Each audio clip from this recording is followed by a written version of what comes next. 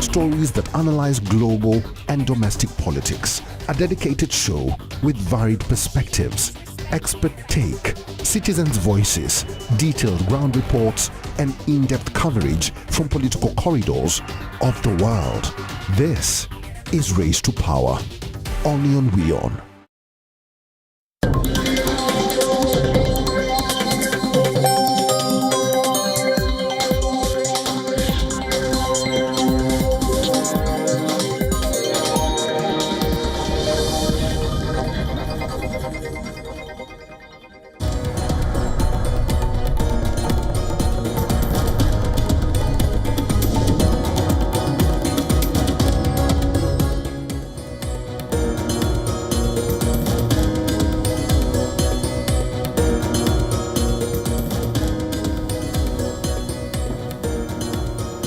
Welcome back. You're watching WION World is One. This is World DNA, the show that gets you ahead of the rest. I'm Shivan John. And I'm Jyotsna Command. On the show today, the United States has launched a fresh round of military strikes against Iran.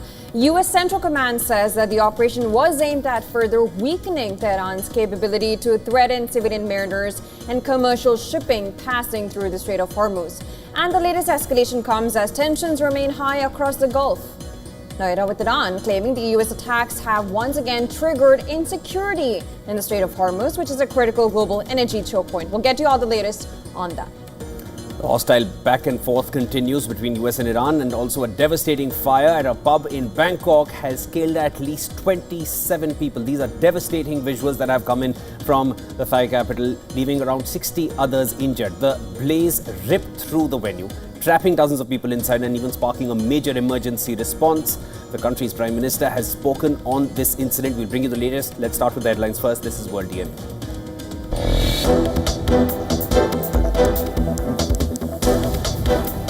The U.S. military is conducting a new wave of strikes in Iran, targeting large areas across southern and western Iran.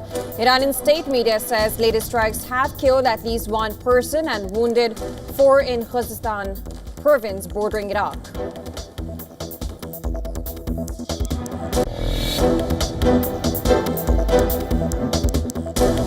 Iran condemns the latest wave of U.S. attacks, saying they have rendered futile all the diplomatic efforts of the last few months. It also claims talks between Iran and Oman over Hormuz Strait were unable to reach a result because of American pressure on Oman.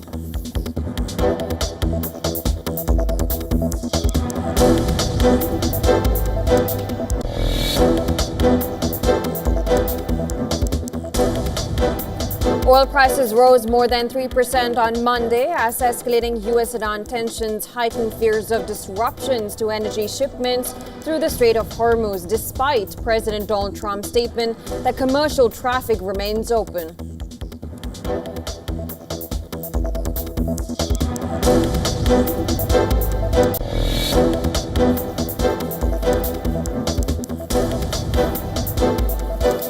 At least 9 people have been killed as Russia and Ukraine traded strikes. Russia fired a wave of drones and missiles at Ukraine overnight, killing 4 people, while Ukrainian strikes on Russian side have killed 5.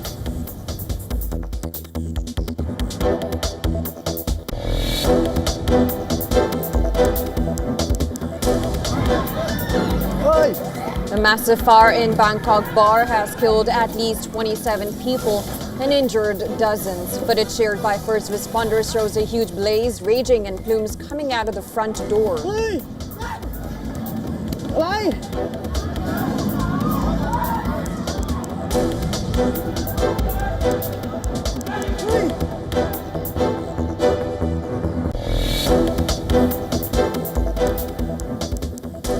Qatar holds funeral for the former Emir Sheikh Hamad bin Khalifa Al Thani in Doha. India is observing a one-day national mourning today as a mark of respect.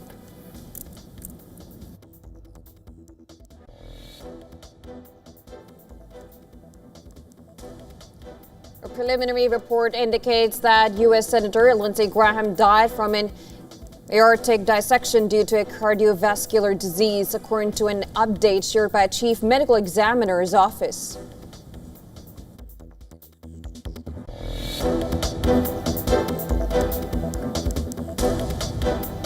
U.S. Senator Mitch McConnell breaks his silence on his health, reveals that a fall led to his hospitalization. The 84-year-old says he is now in a rehabilitation center and will not be returning to the Senate quite yet.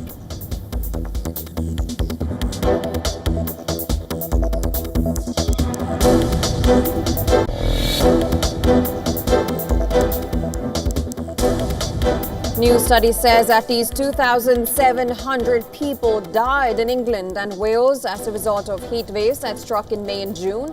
The UK and most of Europe have experienced two unprecedented heat waves in the last 2 months.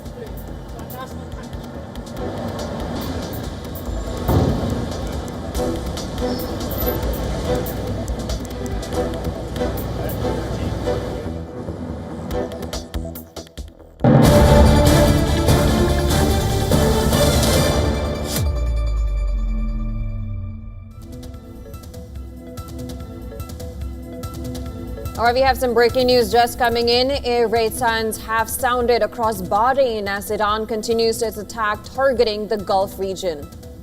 Well, Bahrain's Ministry of Interior has urged residents to remain calm and move to the nearest safe location. The development comes after the United States launched a fresh round of military strikes against Iran, further complicating efforts to restore peace in West Asia. In a post on X, U.S. Central Command had said that the operation is intended to further degrade Tehran's ability to target civilian mariners and commercial vessels transiting the Strait of Hormuz. Now, according to Iran's press TV, 3 explosions were heard in the southern Iranian city of Jask, Bandar Abbas and Sirik after the CENTCOM's announcement. Iran's foreign ministry has said that the latest U.S. attacks have caused the return of insecurity in the Strait of Hormuz and have rendered futile all the efforts at establishing peace in the region. Now, the fresh round of strikes follows U.S. announcement of approximately 140 strikes the previous night. Iranian state media reported that an employee of a telecommunication company had been killed in attacks in the southern province of Hormuzgan on the Gulf. Earlier, the Mehr and Tasnim news agency said strikes had killed an Iranian Navy lieutenant in the port of Jask in southern Iran. Iran had hit back, launching wide-ranging attacks on U.S. bases and even allies across the region. It was less than 24 hours ago that we brought you updates where UAE, Bahrain, Qatar and Jordan all reported incoming projectiles, incoming hostile drones and missiles. Iran said that it had hit a U.S. base in Jordan, while the UAE, Qatar, Kuwait, Bahrain and Oman, they've also said that they had responded to missiles and drones from Iran. Oman even summoned the Iranian ambassador and expressed its profound dismay at what it described as irresponsible acts. Now, the renewed fighting follows an Iranian attack on a commercial ship in Hormuz. The vessel's crew was forced to abandon it after it went up in flames. Iran's Revolutionary Guards have said it had fired warning shots at a vessel using an unauthorized route. And thereafter, it announced the closure of Hormuz until further notice and until the end of American interventions in the region. CENTCOM countered that the strait was open to vessels seeking to lawfully transit. The control of the waterway has become a key leverage for Iran, with an advisor to the country's supreme leader saying that it is more important than dozens of atomic bombs. Mediators have even been trying to revive a diplomatic solution, even now, to ending this war after US President Donald Trump declared openly that the ceasefire is over, but said talks would still continue. Meanwhile, Israeli Prime Minister Benjamin Netanyahu has claimed that Trump wants to exhaust the possibility of reaching a diplomatic agreement with Iran before pursuing other options on the nuclear issue. And speaking in an interview with NBC, Netanyahu asserted that the U.S. president would not hesitate to use force if Iran violated its commitments.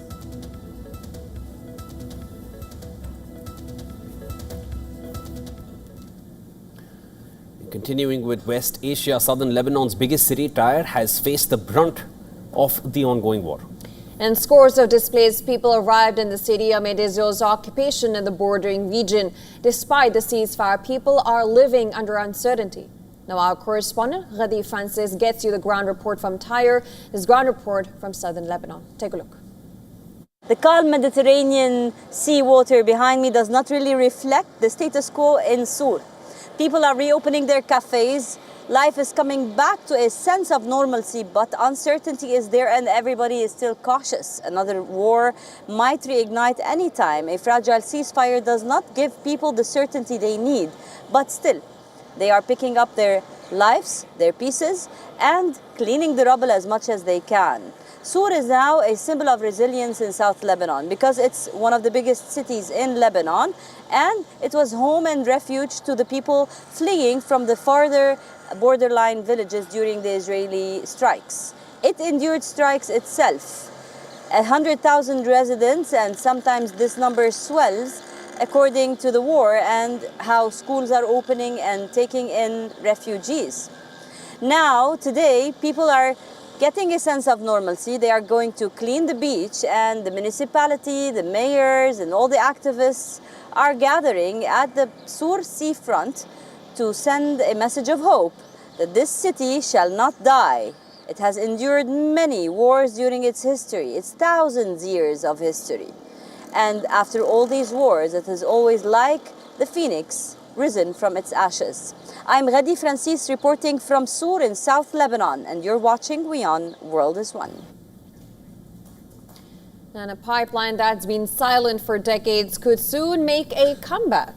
But according to reports, the US, Iraq and Syria, they are preparing to revive a historic oil route that would bypass the increasingly volatile and hostile Strait of Hormuz. If confirmed, this project could reshape energy flows across the West Asian region. As tensions rise around the Strait of Hormuz, Washington is now looking for another way out. In an attempt to revive the long-abandoned Kirkuk-Banyas oil pipeline, a route that once carried Iraqi crude directly to the Mediterranean. Now, the announcement is expected during Iraqi Prime Minister Ali al-Zaid's visit to Washington next week, where he is due to meet President Donald Trump. Now, this pipeline reportedly stretches nearly 800 kilometers from Iraq's northern oil hub of Kirkuk to the Syrian port of Banyas. Once operational, it would give Iraq a direct export route to global markets, and this without relying on the Gulf and the Strait of Hormuz, a waterway that has time and again been a flashpoint, as it is even now, following the US-Iran tensions which started in late February. The advisor to the Supreme Leader says that the strait is more important to Iran than nuclear weapons.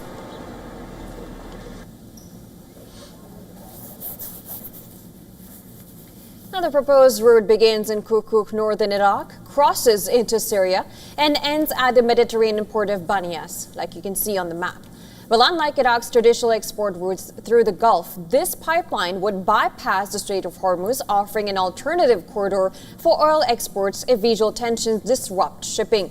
Now, originally completed in 1952, the pipeline carried around 300,000 barrels of oil a day. It was shut down in the 1980s after Syria sided with Iran during the Iran-Iraq war and later suffered extensive damage following the 2003 US-led invasion of Iraq. Neither Washington, Baghdad, nor Damascus has officially confirmed this agreement, but if the project goes ahead, it would mark one of the biggest shifts in Middle Eastern energy infrastructure in over a decade. And that will also reduce dependence on one of the world's most strategically sensitive maritime choke points, the Strait of Hormuz.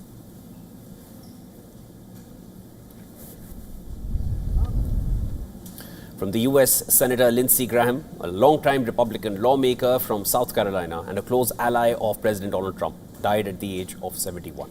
And Graham's office said that he died after a brief and sudden illness. A preliminary report indicates that US Senator Lindsey Graham died from heart-related issues. Once known as a staunch Trump critic, Graham transformed into one of the president's most trusted allies on Capitol Hill. Flags have been lowered on the White House grounds to honor Graham. Trump led the tributes, calling Graham a true American patriot. Israeli Prime Minister Netanyahu has said that he lost a beloved friend. Listen to this. He saw Iran and its proxies for what they are, a danger not only to Israel, but to the entire world and certainly to America. And he never wavered. You know, he just kept to his convictions and to his values. It's almost like, you remember the Superman comics, Truth, Justice, and the American Way? That was Lindsey Graham.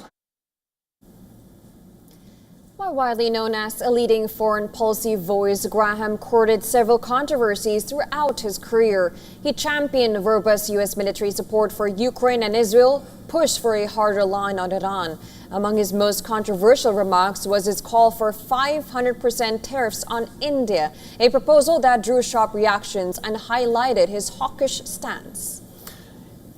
In the 2020 U.S. election, Graham was accused of pressuring Georgia officials to revisit legally cast mail-in ballots. However, he rejected this allegation, saying he was seeking clarity on election procedures. And among other controversies is also his sustained opposition against the LGBTQ+ community and their rights. Graham also voted against protections against workplace discrimination based on sexual orientation and gender identity. Now, in September of 2022, Graham also triggered a major political row by proposing a nationwide 15-week abortion ban. The move drew fierce Democratic opposition and revealed deep divisions within the Republican Party.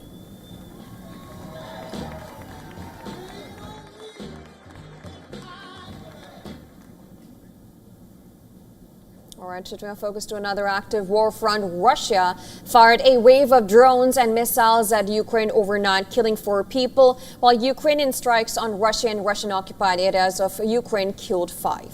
Moscow has escalated its campaign of ballistic missile strikes on Ukraine, killing dozens of people, including in the capital, Kiev. And this has all happened since this month. Russia fired a wave of drones and missiles at Ukraine overnight, killing 4 people, according to the Ukrainian authorities. 3 people were killed in Russian attacks on Dnipropetrovsk region, a separate drone attack on the southern city of Kherson, which killed a 48-year-old man.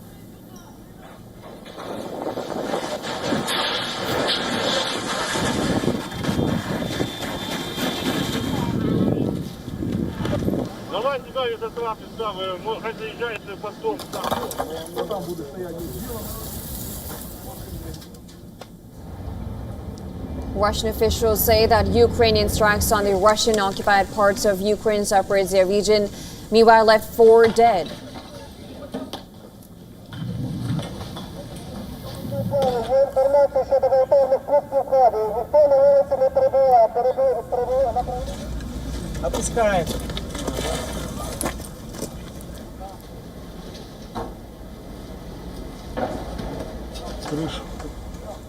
Now, a long-range Ukrainian drone strike reportedly killed a man in Russia's Samara region. Ukraine's military said that it had hit an oil refinery in the area. Дрон туда летит.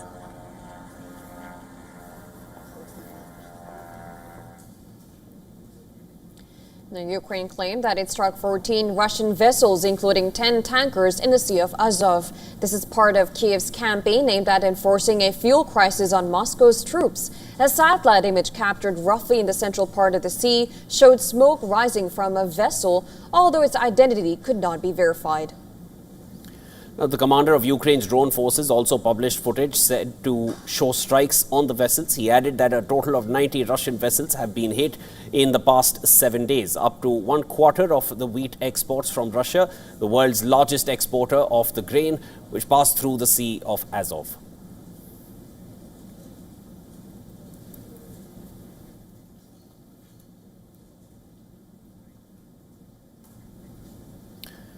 The mortal remains of the 15 Indian tourists who tragically lost their lives in the Vietnam speedboat tragedy are being brought back to India. And this comes as grieving families prepare to bid farewell to their loved ones. The bodies were moved to Ho Chi Minh City after post-mortem examinations and are being repatriated with the assistance of the Indian Embassy in Vietnam. Now, among the victims were Kerala couple AC Thomas and Laveni Thomas from Kollam district. Their mortal remains are expected to arrive in Mumbai on Monday night before being flown to Thiruvananthapuram.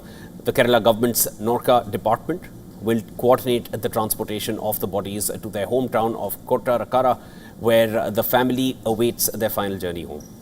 The accident occurred near Vietnam's Phu Quoc Island when a tourist speedboat carrying Indian tourists capsized, claiming 15 lives. According to the Indian Embassy, the victims included 10 people from Tamil Nadu, 3 from Andhra Pradesh, and 2 from Kerala. 1 survivor remains in intensive care, while the others have returned home.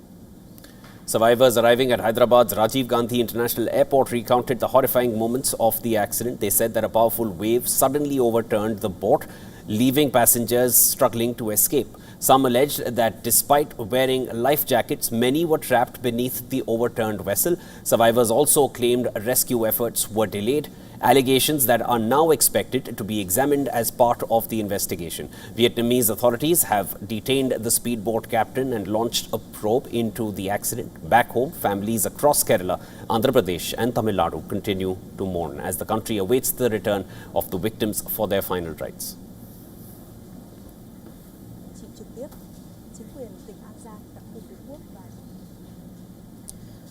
Now, at least 27 people have been killed while more than 60 have been injured after a fire broke out at a pub in Bangkok.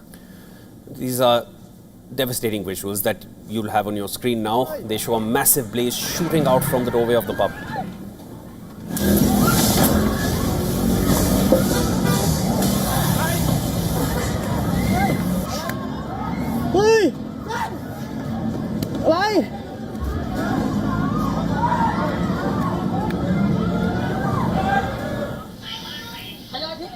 Emergency services rushed to the scene to find and rescue survivors from the pub's lavatory.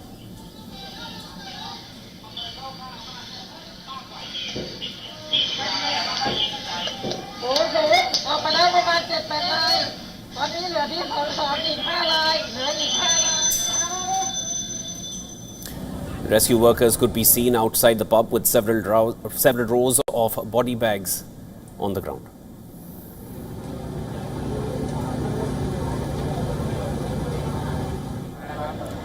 Thailand's Prime Minister Anutin Charnvirakul visited the site of the fire in the early hours of Monday. Speaking with reporters, Charnvirakul said that the smoke from the raging blaze completely engulfed the pub, forcing many to run to the back of the venue near the bathroom. He also added that the pub did not have any fire escapes.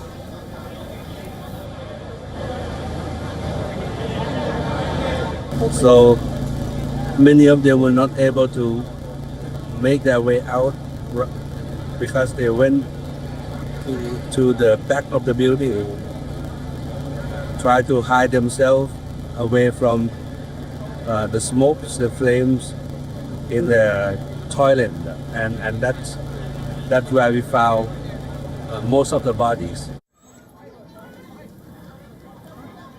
According to local media reports, the fire broke out at the Rongbir Nalar Frau pub in Bangkok's Chatuchak district, and this is also considered as one of the deadliest incidents to ever take place in Bangkok in recent times.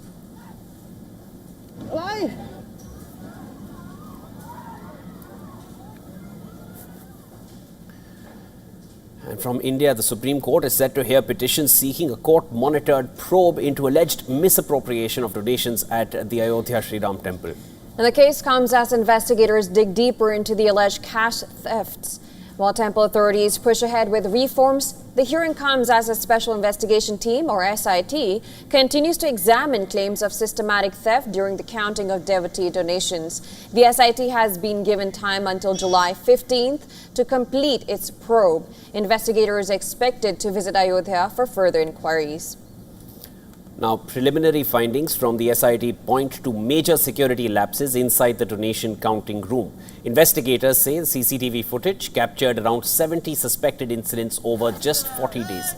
Police allege staff members hid cash inside clothes, pockets and shoes, while others provided cover. Officials now say CCTV recordings have become key evidence in the case.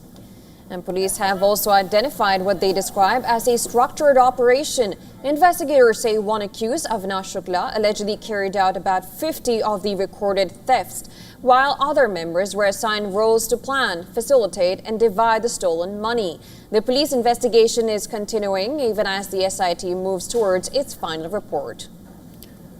Now, amid the controversy, temple authorities say they are strengthening governance. The trust is creating its first ever chief executive officer position to oversee administration and financial management, while insisting the trust will function without government interference. Officials say the CEO's primary responsibility will be to protect devotees' trust and improve transparency.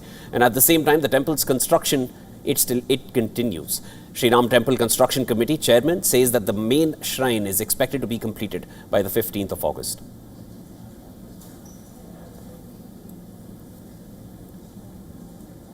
Also, more news from India. Delhi police have arrested 3 alleged shooters linked to the Lawrence Bishnoi gang. The police claim that the accused were preparing to carry out a targeted killing based on instructions from an overseas network. Investigators claim that they were in the final stages of planning a targeted shooting when they were taken into custody. Authorities say that the men were already wanted in several criminal cases and had previously carried out targeted attacks in Delhi. Gangsters used to call the victims. They used to demand the ransom. Then they used to send videos. They would also intimidate people. They first conducted reconnaissance and issued threats to extort money. But before they could do anything, the people apprehended the accused.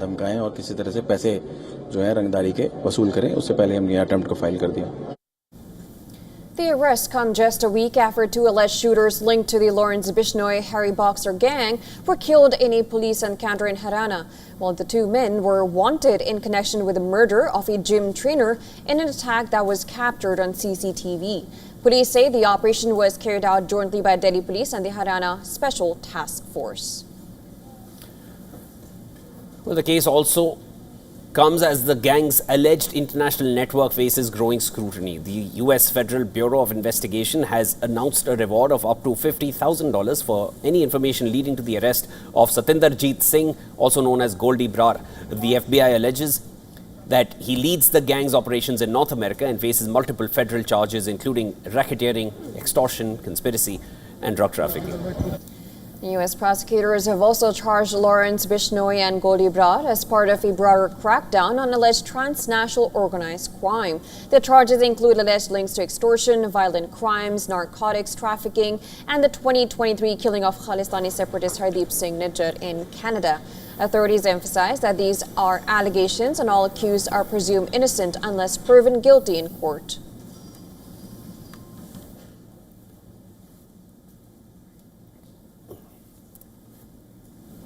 All right, it's time to slip into a very short break on Roll DNA. We'll be back with more news and updates. Do stay tuned.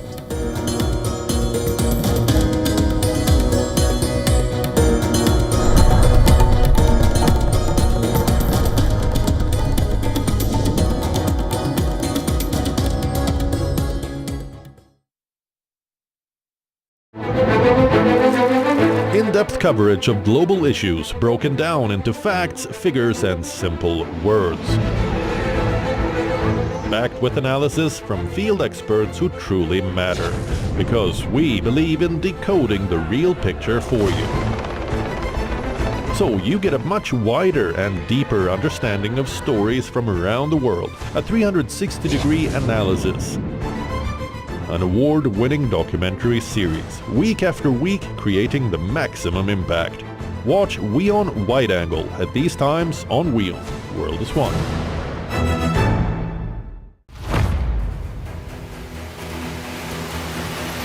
Get the latest updates.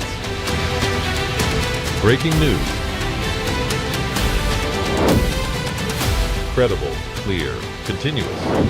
Experts across aisles. Diverse voices, one platform. WION World is One. WION, India's global voice. The channel that brings you the biggest stories from across the world through India's lens. Now available in more than 190 countries worldwide. Because we believe that the world is one. Watch us in Africa, Europe, USA and Canada, South America, Asia Pacific, Middle East and North African regions. Also available on these digital platforms across the world. WION. World is One.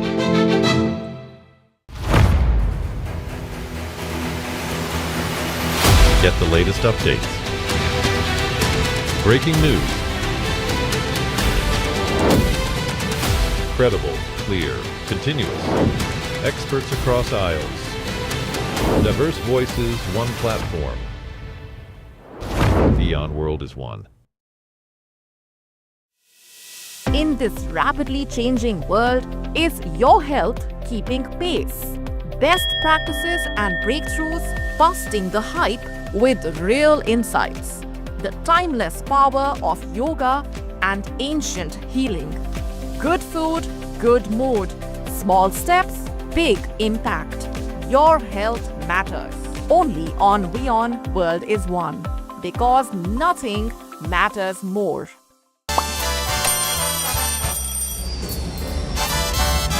Vielleicht nur als 5%.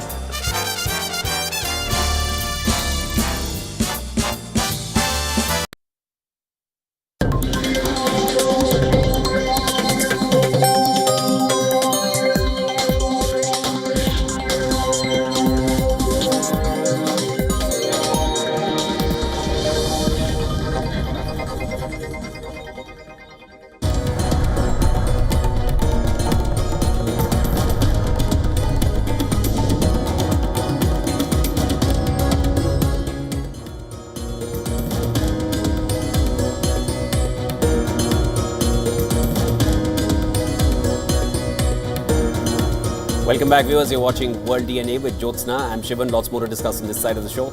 Let's start with the headlines.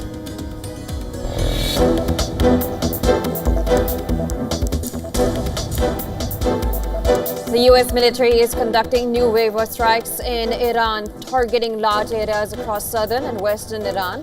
Iranian state media says latest strikes have killed at least one person and wounded four in Khuzestan province bordering Iraq.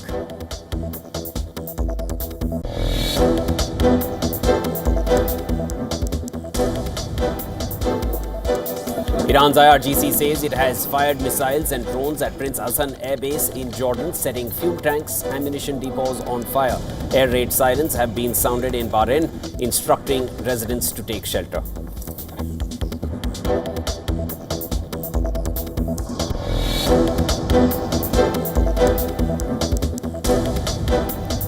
At least 9 people have been killed as Russia and Ukraine traded strikes. Russia fired a wave of drones and missiles at Ukraine overnight, killing 4 people, while Ukrainian strikes on Russian side have killed 5.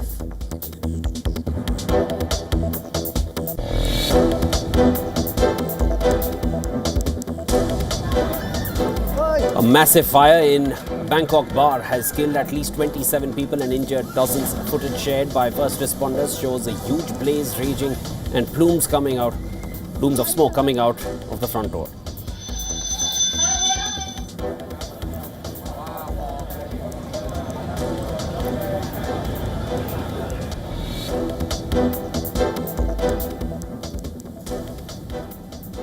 Qatar holds funeral for former Emir Sheikh Hamad bin Khalifa Al Thani in Doha.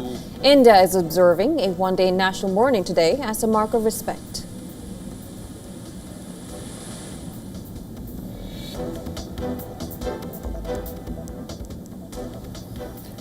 A preliminary report indicates that US Senator Lindsey Graham died from an aortic dissection due to a cardiovascular disease, according to an update shared by Chief Medical Examiner's Office.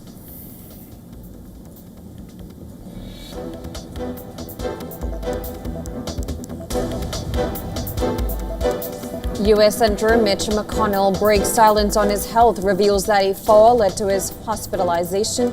The 84-year-old says he is now in rehabilitation center and will not be returning to the Senate quite yet.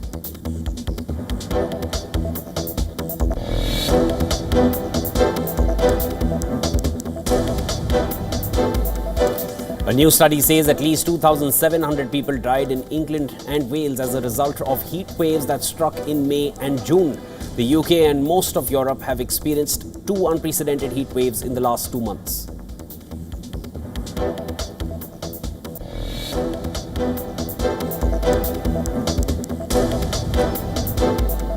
Goal falls as renewed U.S. and Iranian strikes fueled expectations that persistent geopolitical risks and higher energy prices could keep inflation elevated, reducing the likelihood of near-term Federal Reserve interest rate cuts and weighing on bullion demand.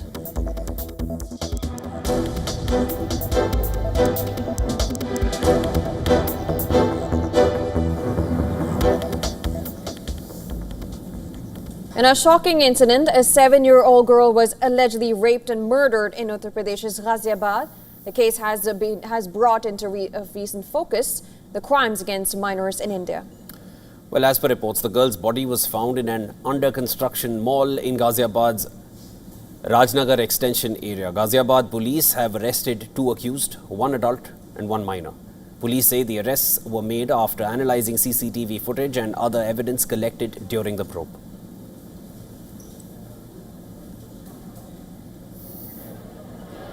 The Ghaziabad case comes amid a series of recent cases involving sexual assault and murder of minors across India.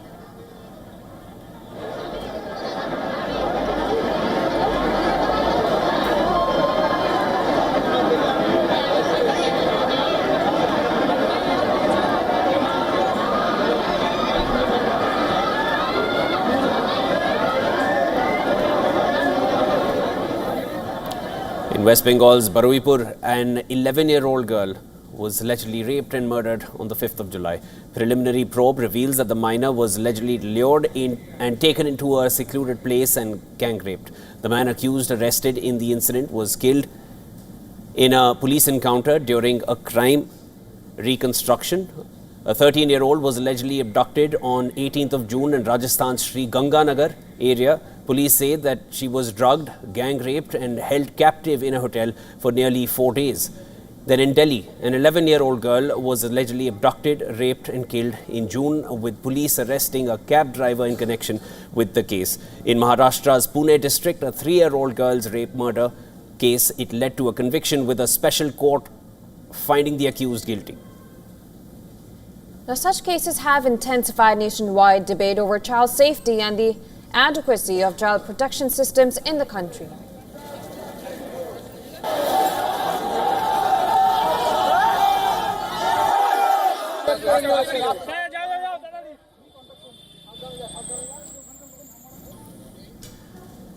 And 3 months after the Twisha Sharma case sent shockwaves across India, a gymnastics belt that was allegedly not produced during model-turned-actress' first post-mortem has now emerged as one of the most critical pieces of evidence in the investigation into her death. In a significant development, the AIIMS Delhi Medical Board that conducted a court-ordered second post-mortem on Twisha Sharma has submitted its final forensic report to the CBI. Its contents remain confidential under court directions. And sources say laboratory and histopathological examinations have confirmed that the presence of skin tissue on the ligature material established that it matched the injury pattern. The forensic opinion has resolved a key dispute on whether this gymnastics belt with a metal ring allegedly used for hanging was the actual ligature and whether it matched the injuries on Twisha's neck. Now, the initial autopsy had failed to establish this correlation as the alleged ligature material was not produced before the medical board at the time. Now, this lapse led the Madhya Pradesh High Court to intervene and order a second post-mortem by AIIMS Delhi Medical Board. Twisha Sharma, the daughter-in-law of retired Principal District and Sessions Judge Giribala Singh, was found hanging at her matrimonial home in Bhopal on the 12th of May. Her family had approached the Madhya Pradesh High Court alleging lapses in the initial police investigation and the preliminary post-mortem. The High Court had subsequently ordered the fresh autopsy and handed the probe over to the CBI.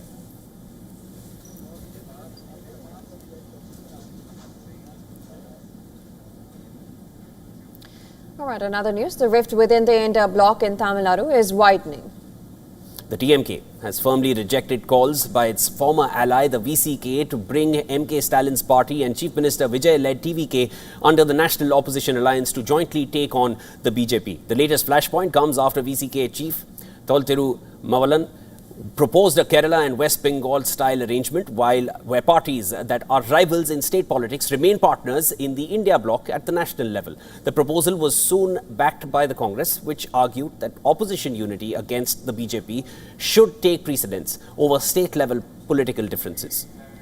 But the DMK was quick to dismiss the suggestion. It accused the Congress of betraying the alliance after the recent Tamil Nadu Assembly elections and making it clear that such a model is unlikely to work in the state's changed political landscape. Now, the comments come amid dramatic political realignment following the assembly election in Tamil Nadu. Days after the DMK lost power, the Congress ended its 9-year alliance with the party and backed the TVK government, which had fallen short of a majority. The VCK and IUML joined the government, while the CPI and CPM extended outside support to the majority TVK government.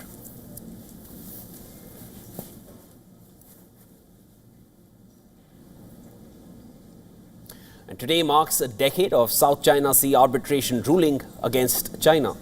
But legal and diplomatic battle over world's most strategic waterway is far from over. UK, US and 12 other countries have reaffirmed that China's territorial claims over the South China Sea have no basis under the international law. Now, the joint statement described the 2016 arbitration decision as final, legally binding and definitive. The dispute dates back to 2013 when Philippines took China to an international tribunal after a standoff at the Scarborough Shoal. 3 years later, tribunal in The Hague ruled in Manila's favor. It found that China's historic rights claims were not supported under a United Nations Convention on the Law of the Sea. China refused to participate in the arbitration process and has not accepted the verdict. Marking its anniversary, China called the ruling illegal and accused the tribunal of exceeding its authority. China even argued that the ruling has resolved nothing and has only deepened friction between Beijing and Manila. However, the 14-country statement expressed strong opposition to use of force, coercion, and intimidation in the disputed waters. The signatories also call for protection of freedom of navigation. The South China Sea remains one of the world's most contested maritime regions, with overlapping claims by China, Philippines, Vietnam, Malaysia, Brunei and Taiwan. Despite the 2016 ruling, China's position remains unchanged even now, a decade later, making South China Sea a critical security issue in the Indo-Pacific region.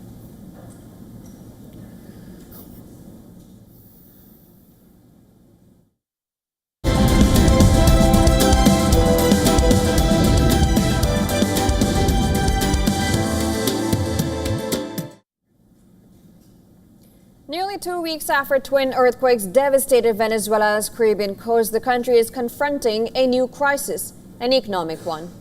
And as rescue efforts give way to recovery, thousands of residents are facing lost jobs, shuttered businesses and an uncertain future. Here's a look at the economic toll of Venezuela's deadliest earthquake disaster in years.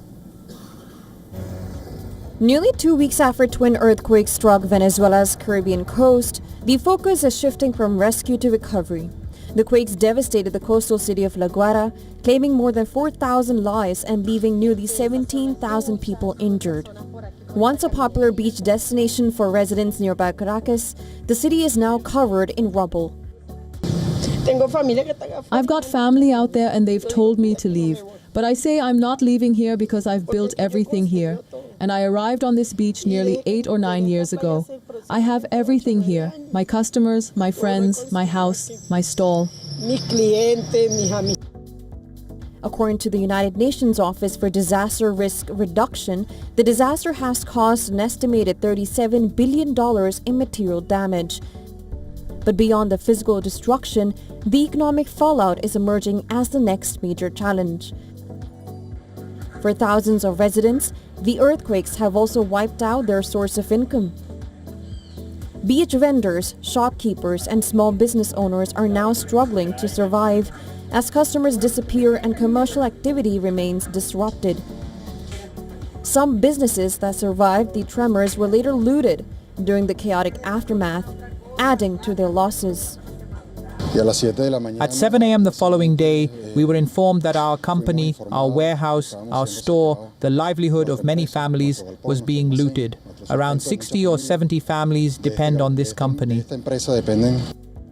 Economists warn that the impact extends well beyond damaged buildings. Trade, transportation, supply chains, employment and consumer spending are all expected to suffer, creating long-term economic uncertainty for one of Venezuela's key coastal commercial hubs. While some businesses have cautiously reopened, recovery remains slow. Residents say it will take time for customers, tourists and economic activity to return. Experts argue that reconstruction could help revive the local economy, but only if authorities can mobilize adequate funding, rebuild infrastructure, and restore investor confidence. We are suffering. That is to say, we may have lost our homes, we may have lost loved ones, but we know that the recovery of this country depends on the recovery of the business sector, because goods and services are needed here on a daily basis. As rescue operations wind down and some families leave the region in search of better opportunities, many residents remain determined to rebuild. For La Guara, the challenge now is not only restoring homes and businesses, but rebuilding an economy capable of supporting the community once again. Business Bureau Report, WION World is One.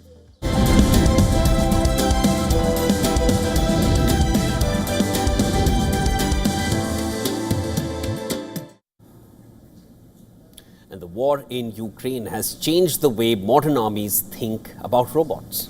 And what began as machines delivering supplies and evacuated wounded soldiers is now evolving into more advanced systems. The French army is developing AI-powered robotic units designed to work together and support troops on the battlefield.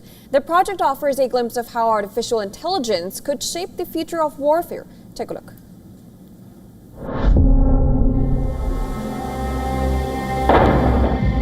The war in Ukraine has changed the way modern armies think about robots. On today's battlefields, ground robots are already delivering supplies, evacuating wounded soldiers, and in some cases, even capturing enemy positions. Now, France is preparing for the next stage. Not just remote-controlled machines, but robotic combat units capable of working together using artificial intelligence. The project is called Pendragon, and its aim is to build one of the first AI-enabled robotic combat units in Europe. At the French Army's training ground in Brittany, engineers, soldiers, and AI researchers are teaching robots how to navigate the battlefield on their own. The goal is not simply to build smarter robots, but to create what the army calls a collective AI. In Ukraine, most ground robots and drones are still operated individually by human pilots. Pendragon takes a different approach. Each robot uses its own AI to understand its surroundings, while also sharing information with other robots in the unit. The idea is for multiple machines to coordinate their movements, complete missions, and support one another with minimal human input. The French Army hopes to have its first operational robotic combat unit ready by 2027. Combining around 15 ground robots with 60 autonomous drones. The vision goes far beyond a single machine. The French Army imagines robotic units made up of different specialists. Some vehicles could carry supplies, others could deploy drone swarms, some may provide reconnaissance, while others could be equipped with weapons or precision munitions. The program is also changing how the military develops new technology. Instead of spending years writing requirements before testing equipment, soldiers, AI engineers, and robotics companies are developing the system together, refining the software through continuous field trials. As autonomous systems become more capable, they're also raising difficult questions about the future of warfare. The French Army says these are not killer robots. Officers insist that human commanders will remain responsible for every mission, assigning objectives and retaining control over the use of force. But the direction of travel is clear. Artificial intelligence is moving from the command center onto the battlefield itself.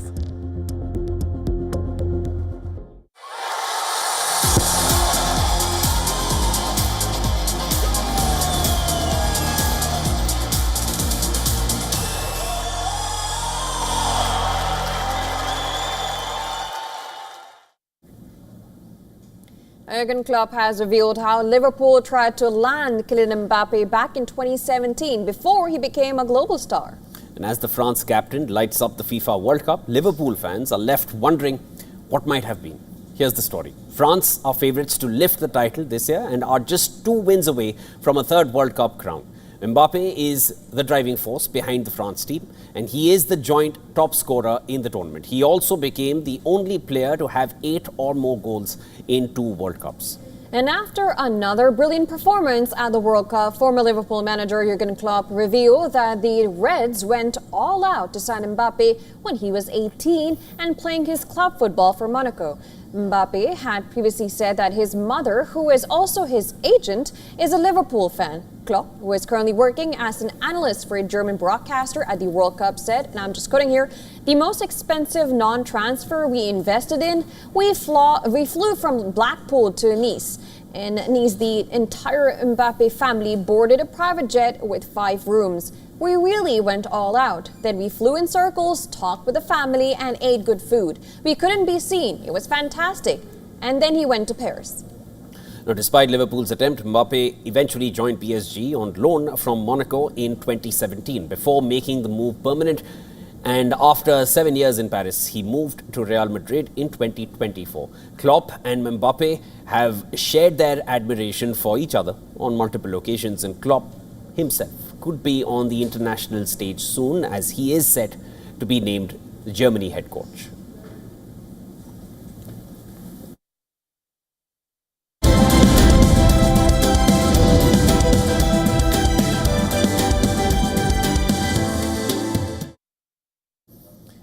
The global box office is experiencing a dramatic summer shake-up this weekend. Animated films are witnessing its best of days. The live-action remake of Moana struggled significantly in its opening weekend, and the film managed to a modest $43 million in its North American debut. It was bolstered by $52 million from international territories. Its global opening weekend total stands at $95 million.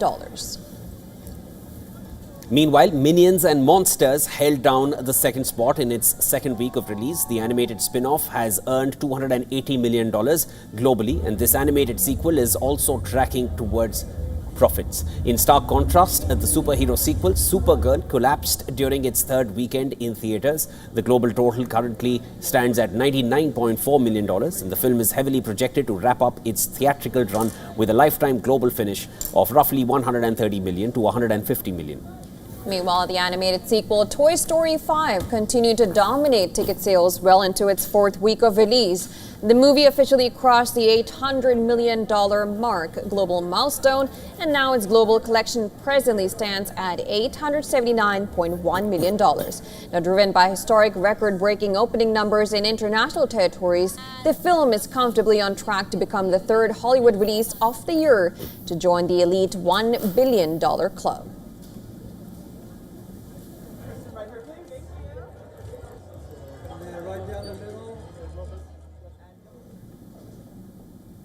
All right, well, that's all on World DNA today, but news and updates will follow on the other side. We leave you with some images drawing attention from across the world. Thanks for staying in.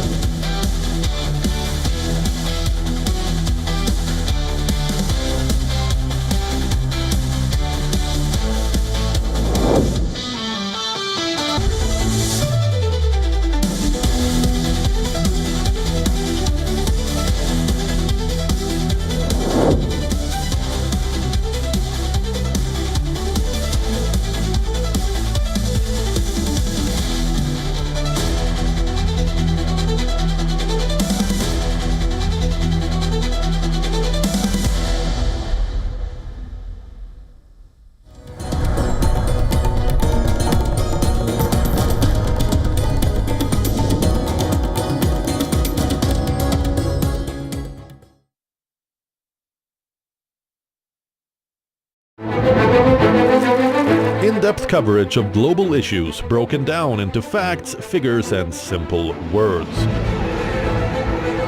Backed with analysis from field experts who truly matter, because we believe in decoding the real picture for you. So you get a much wider and deeper understanding of stories from around the world, a 360-degree analysis. an award-winning documentary series, week after week creating the maximum impact. Watch WION Wide Angle at these times on WION. World is One.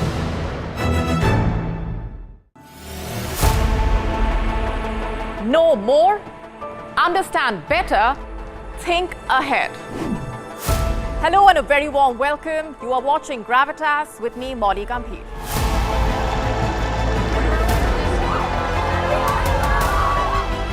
Get the facts, not the bombast. On the 26th of March, dynamic pricing, Baloch separatists, Gravitas cuts out the clutter. Gravitas keeps calm when others scream. Gravitas brings news to life.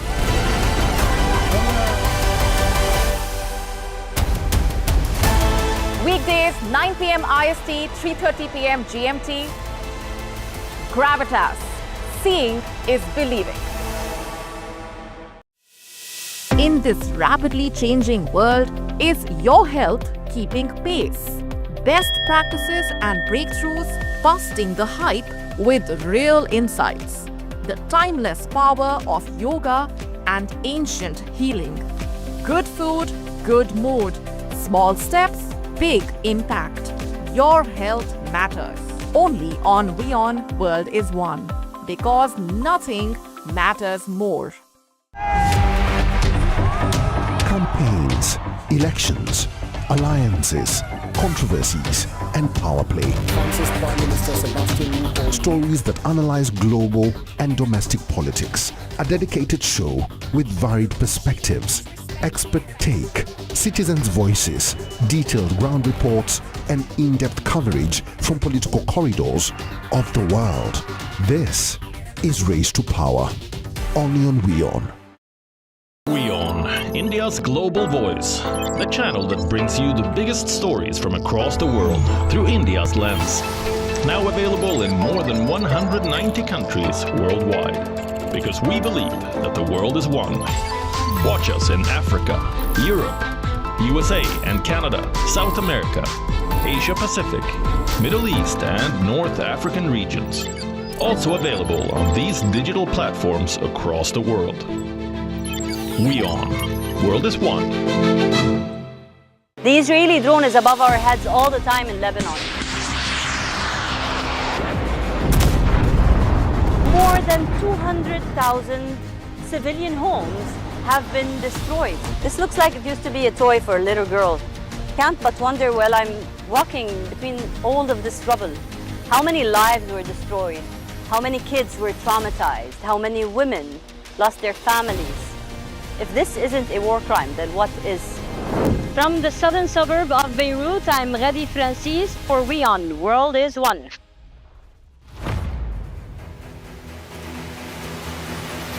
Get the latest updates. Breaking news. Credible, clear, continuous. Experts across aisles. Diverse voices, one platform.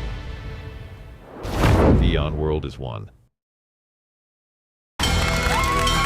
From the bustling trading floors of Wall Street to the vibrant exchanges of Asian stock markets, WION breaks it down for you to make sense of what's happening.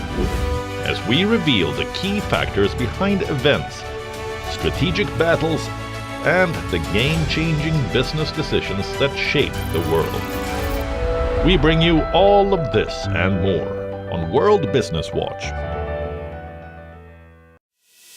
In this rapidly changing world, is your health keeping pace? Best practices and breakthroughs busting the hype with real insights. The timeless power of yoga and ancient healing. Good food, good mood. Small steps, big impact. Your health matters. Only on WION World is One. Because nothing matters more. Campaigns, elections, alliances, controversies, and power play.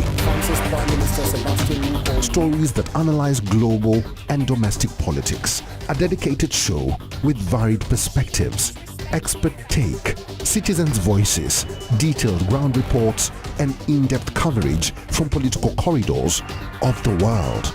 This is Race to Power, only on WION.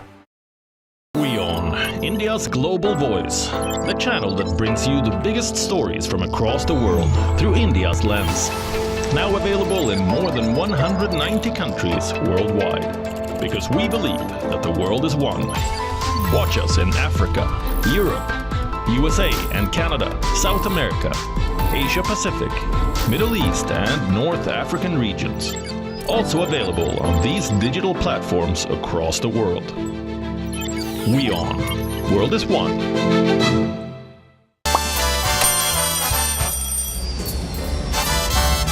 vielleicht nur als Imposant.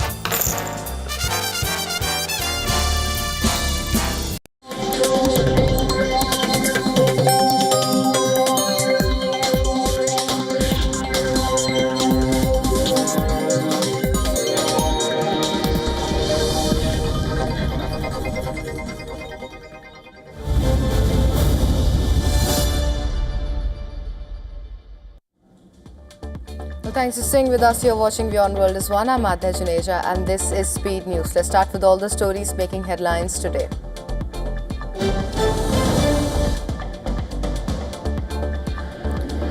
The United States has launched a fresh round of military strikes against Iran. In a post on X, US Central Command has said that the operation is intended to further degrade Tehran's ability to target civilian mariners and commercial vessels transiting the Strait of Hormuz. According to Iran's press TV, 1 person was killed and 4 wounded in southwestern Iran. 3 explosions were heard in the southern Iranian city of Jask, Bandar Abbas and Sirik after CENTCOM's announcement.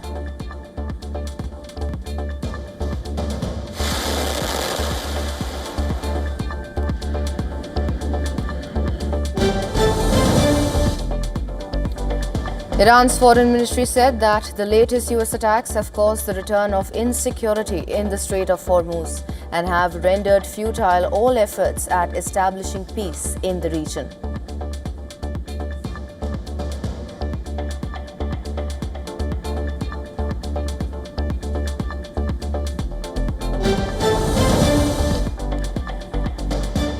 Iran's IRGC said it fired missiles and drones at Prince Hassan Air Base in Jordan, setting fuel tanks, ammunition depots on fire. Air raid sirens were sounded in Bahrain, instructing residents to take shelter.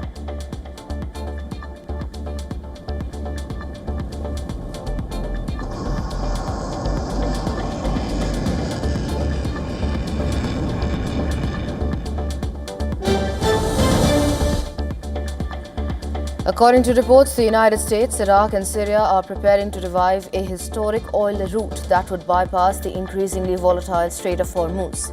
If confirmed, the project could reshape energy flows across West Asia. As tensions rise around the Strait of Hormuz, Washington is looking for another way out.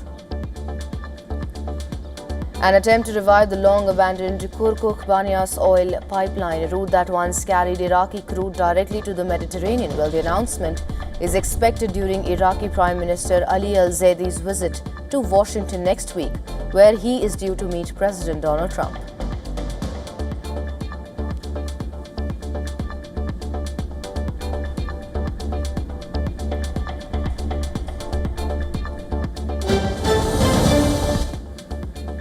Funeral prayers were held for Qatar's father Emir Sheikh Hamad bin Khalifa Al Thani at the Mohammed bin Abdul Wahab Mosque in Doha. Thousands of mourners gathered to pay their final respects to the leader, who is widely credited with modernizing Qatar and placing it on the global stage. Allahu Akbar. جثمان كالثرى في مقبرة الوسيل بعد قليل. اللهم اغفر لعبدك حمد بن خليفة وارحمه رحمة واسعة. Russia fired a wave of drones and missiles at Ukraine overnight, killing 4 people, while Ukrainian strikes on Russia and Russian-occupied areas of Ukraine killed 5. Moscow has escalated its campaign of ballistic missile strikes on Ukraine, killing dozens of people, including in the capital, Kiev, since July. Well, Russia fired a wave of drones and missiles at Ukraine overnight, which killed 4 people, and according to Ukrainian authorities, 3 people were killed in Russian attacks on Dnipropetrovsk region. A separate drone attack on the southern city of Kherson killed a 48-year-old man.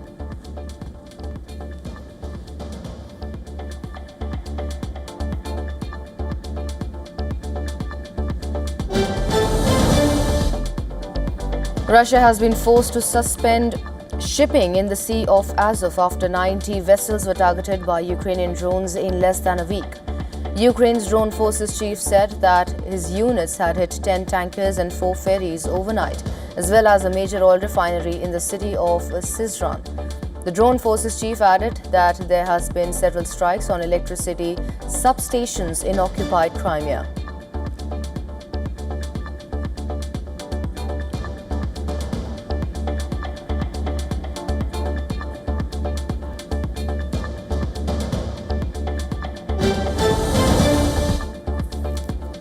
At least 27 people have been killed while more than 60 have been injured after a fire broke out at a pub in Bangkok. Thailand's Prime Minister Anutin Charnvirakul visited the site of the fire in the early hours of Monday.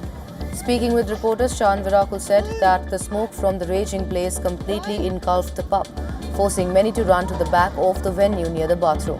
He also added that the pub did not have any fire escapes. According to local media reports, the fire broke out at the Rongbeer Nalat Pharo pub in Bangkok's Charuchak district. Well, this is also considered as one of the deadliest incidents to ever take place in Bangkok in recent times.